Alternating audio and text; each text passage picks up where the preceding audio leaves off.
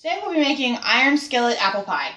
So the first thing you need to do is get your iron skillet, make sure it's nice and dry, and we're going to preheat it on the stove at about medium-high heat.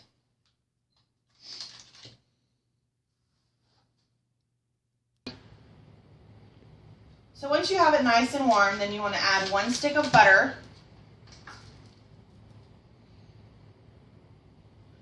I'm going to turn it down just a little bit.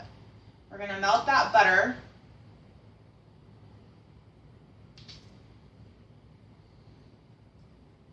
In our pan, this is going to be the coating of the bottom of our pie. And then to that butter that is melting, I'm going to add 1 cup of brown sugar. And just stir it around until it's evenly mixed. You just want to get it melted and mixed together, but not caramelized.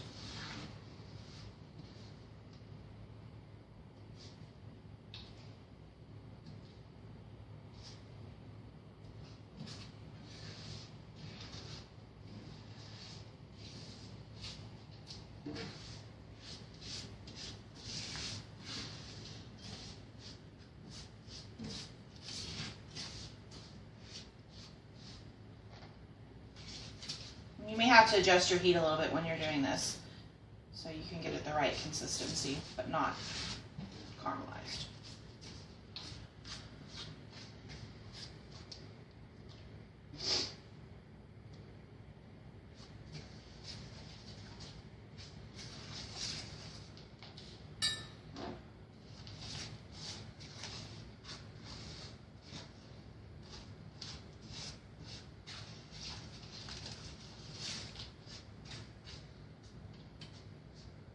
Okay, that should be good. I'm going to turn the heat off and just kind of move it away.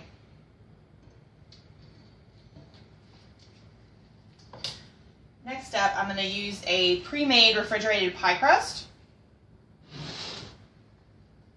And I'm going to lay that across the bottom of the pan. This is going to be your bottom crust. So this is a 2-crust pie.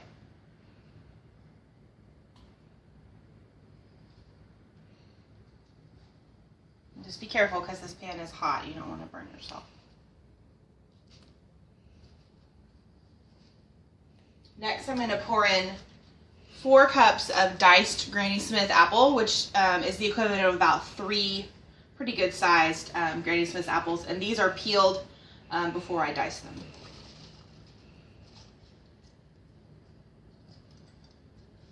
And just spread them around so they're nice and even in there. Into that, we're going to add 3/4 of a cup of just white sugar and just sprinkle it all around. Get a nice even coating. And then this is a mixture of 1 teaspoon of cinnamon and 1/2 of a teaspoon of nutmeg. You could probably use regular apple pie spice, but this is what my recipe calls for, so this is what I used. And you want to just sprinkle that all around. Get a good even layer. Then we're going to add our top crust.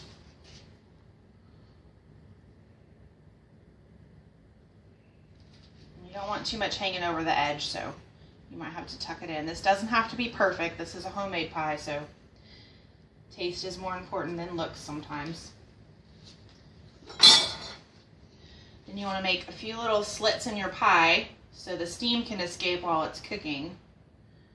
You don't end up with a pie explosion in your oven. That's never a good thing. And then on top of that pie crust, this is another 2 tablespoons of butter. And we're just going to put these little dabs on top of our crust. It'll help it brown when it's in the oven.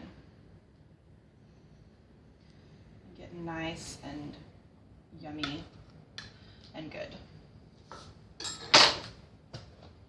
And then on top of that, we're going to sprinkle just a little bit more sugar, and this kind of makes a caramelized crispiness on the top of the pie.